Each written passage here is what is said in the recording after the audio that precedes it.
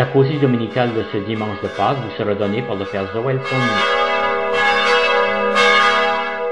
Ce matin, je vous arrive poussé par le vent de la vie pascale, avec dans le cœur et sur les lèvres un merci à la vie, qui est avec l'amour le vrai nom de Dieu. Dans une montée de 40 jours, nous avons marché pas à pas, de semaine en semaine, parce que la victoire de la vie de Jésus ressuscité était au rendez-vous. Nous avons marché ensemble pour dire au monde que rien n'est plus beau que le triomphe de la vie. Il l'avait dit, « Détruisez ce temple, et en 3 jours je le relèverai. » Chose dite, chose faite, quelle fidélité. Je voudrais que cette causerie en ce matin de Pâques soit un hymne à la vie du ressuscité. Nous chantons « Il s'est levé d'entre les morts, le Fils de Dieu, notre frère. Il s'est levé libre et vainqueur.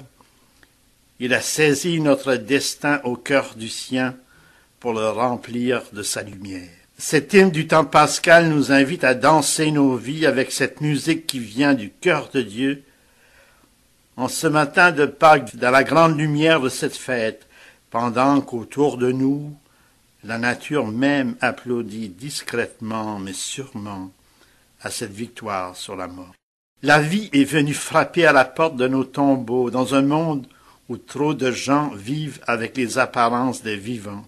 La vie éternelle fait partie de notre héritage, une vie toute neuve comme la vie d'un enfant nouveau-né, une vie éternelle puisqu'elle a détruit la mort, une bonne nouvelle qui est presque du délire pour ceux et celles qui croient en Jésus, une bonne nouvelle qui laisse pantois les gens qui croient que la mort, c'est le dernier mot de la vie.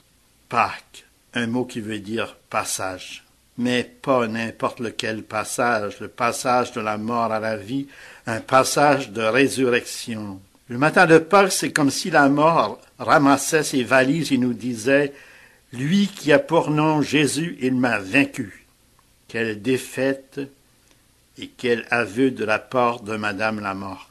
Mais surtout, et quelle victoire de ce Jésus qui a été l'enfant de son peuple, le fils du charpentier, le fils de la belle Marie. Il nous conduit de surprise en surprise. Et aujourd'hui, il nous donne rendez-vous devant un tombeau vide, afin que la foi prenne le relais non pas comme une démission, mais comme un acte de liberté où nous crions « Il est vraiment ressuscité, Alléluia ». Dans ce tombeau vide, tout est bien rangé comme dans une armoire, où tout est en ordre, pour nous montrer que dans la résurrection de Jésus, Dieu a réglé ses comptes avec la mort, avec tout ce qui est occasion de mort, et qu'il nous invite à marcher vers la vie comme le plus beau défi à relever. Le cadeau que Jésus, ce vainqueur de la mort, nous ramène de son voyage sur l'autre rive, c'est la paix. Ses premiers mots quand il se manifeste à ses disciples, que la paix soit avec vous. Jésus nous ramène la paix comme une autre folie de Dieu pour nous. La paix, une autre façon de nommer la vie. En cette causerie, en cette fête de Pâques, en ce matin de Pâques, ce dimanche de Pâques, comment donner toute la place à la vie, sinon en vivant la paix en nous, entre les régions, entre les pays, entre les nations, entre les religions. Je nous invite en cette fête de Pâques 2009 à réfléchir sur les moyens à prendre pour amener notre monde, nos pays, à sortir de cette dynamique de guerre qui est en fin de compte une dynamique de mort, pour entrer avec le ressuscité dans une dynamique de vie dont le seul fruit est la paix. Elle est vraie, cette belle béatitude, heureux les artisans de paix, ils seront appelés fils de Dieu. Pour être artisan de paix, il faut trouver la paix en soi pour inventer la paix avec les autres. La paix est si simple et pourtant tellement difficile, car il y a en nous et autour de nous tant de peur, tant de résistance. Vivre en paix, ce n'est pas une utopie, c'est une nécessité. Dans cette quête de paix, de plus en plus, l'humanité change. Elle laisse tomber ses peurs, car de l'autre côté de la peur C'est l'amour, c'est la vie. L'humanité doit changer, il en va de sa survie. Avant de porter un jugement sur les conflits internationaux, il faut être capable de vivre en paix ici, en nous et dans nos propres familles. Nos conflits personnels sont l'image des conflits sociaux qui détruisent l'équilibre de la vie entre les peuples. Dans nos vies de chaque jour, laissons tomber nos armures de combat. Laissons tomber cette mentalité de guerrier, ce langage de la peur qui nous font dire qu'il faut vaincre l'adversaire, ne pas se laisser faire, prendre l'avantage, dompter la nature, être le meilleur, concurrencer. En ce grand matin de victoire, Jésus nous dit tout simplement, de l'autre côté de la peur, il y a la vraie vie. Écoutons la vie en nous et autour de nous, et nous verrons le monde avec des yeux de ressuscité. En cette fête de Pâques, voilà ma prière. Je prie pour que tous les hommes et les femmes s'entendent, par-delà leurs croyances et leurs différences, car personne ne possède la vérité, car toutes les vérités sont nécessaires à l'expression de la vérité. Puisse votre vie être le témoignage de votre vérité. Je prie pour qu'on ferme les écoles militaires où l'on apprend aux humains à tuer des humains. Qu'on ouvre plutôt des écoles de paix où ensemble, sans distinction de race, de couleur et de croyance, on apprenne à semer dans nos terreaux la paix comme la plus belle des plantes. Qu'on institue un prix pour les pays qui remisent leurs armées dans les musées comme l'a fait récemment le pays du Costa Rica. Qu'on couronne les pays qui disent non aux incidents meurtriers et qui s'ouvrent aux besoins spirituels de l'humanité. Que tous ces argents, des milliards et des milliards pour les armes, soient mis au service de l'alimentation des peuples qui crèvent de faim encore aujourd'hui, que les frontières entre les pays laissent passer la paix comme une heureuse contagion au service de la vie, une douce brise qui murmure la vie. Si Jésus ressuscité m'apparaissait ce matin, voilà ce qu'il me dirait, lui drapé dans le trophée de sa victoire sur la mort, et cela en m'inspirant du livre de Thierry Jensen qui a porté de vivre en paix, et je cite, « Enfin libre, enfin libéré de nos peurs, de nos regrets passés, de nos espoirs futurs, être capable d'être là dans notre présence à nous-mêmes et aux autres, en profond contact avec la vie. Enfin libre. C'est le cri que nous pousserons lorsque toute existence ne sera plus une suite de réactions, un enchaînement de défenses qui nous conduisent à la guerre.